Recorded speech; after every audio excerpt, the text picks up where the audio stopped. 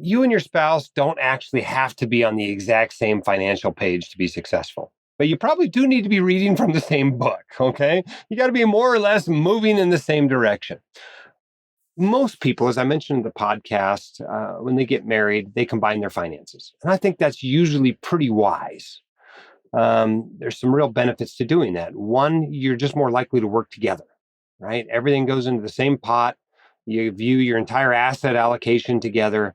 If you need your own individual money that you can spend without being accountable to your partner, you can take that back out as, an allowance, essentially. And Katie and I did that for a number of years in our lives. I can remember back in the early days in med school, I think our allowance was $20 a month. It wasn't a lot, but it was money we could spend without having to account to our partner for. And when we kept that going for a number of years until it just became a silly exercise and it just didn't matter to us anymore. But if you need to do that, do that. Now, are there a few reasons to keep finances separate? There can be. It does work for some people. For some people, it works pretty well. And so to deny that nobody can ever be successful while doing it would just be wrong, even though I think most people ought to combine finances. Some reasons I can think of where you might want to keep them separate is especially if you're bringing a ton more money into the marriage, right? There's some asset protection concerns there. Obviously, it's very rare to lose money to your patients, right? Above policy limits, judgments that aren't reduced on appeal are extraordinarily rare. It's not unusual to lose money to your spouse in a divorce at all, though.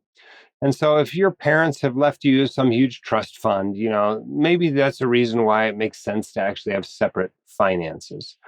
If you've already been in a marriage before, or you get married when you're 55 or something, right? And you've already built a lifetime of wealth, maybe it makes sense to keep those things separate. Because when you mingle things together, it's now exposed in a potential future divorce. So there are some reasons why people keep separate finances that actually make quite a bit of sense. But for those of us who got married when we were poor and we didn't have squat, and our spouse was poor and didn't have a squat, you're going to be splitting anything in a divorce anyway, right? You're going to be splitting your income, you're going to be splitting your assets. And there's very little reason to keep separate finances in those sorts of situations.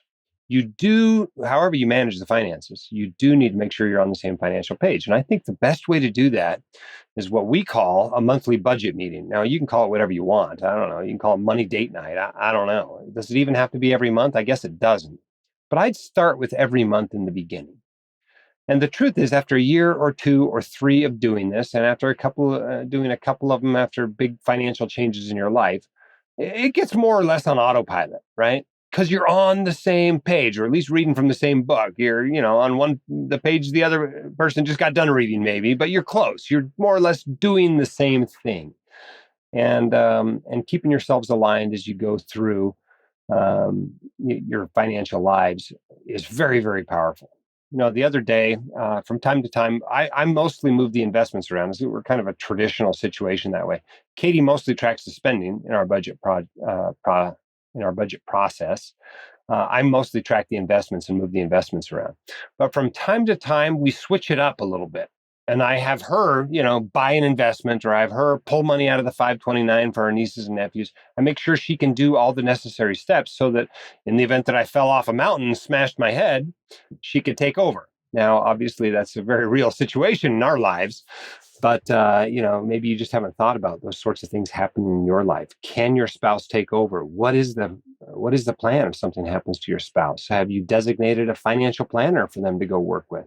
Those sorts of things ought to be discussed from time to time in your monthly money date meeting, whatever you want to call it. Hope that's helpful to you. Condolences to everybody out there who's been through a divorce or is going through a divorce now. I know it's not easy. I hope this podcast was helpful to you. It provides you some inspiration. There is light at the end of the tunnel. It is not an oncoming train. This too shall pass. The hosts of The White Coat Investor are not licensed accountants, attorneys, or financial advisors. This podcast is for your entertainment and information only. It should not be considered professional or personalized financial advice.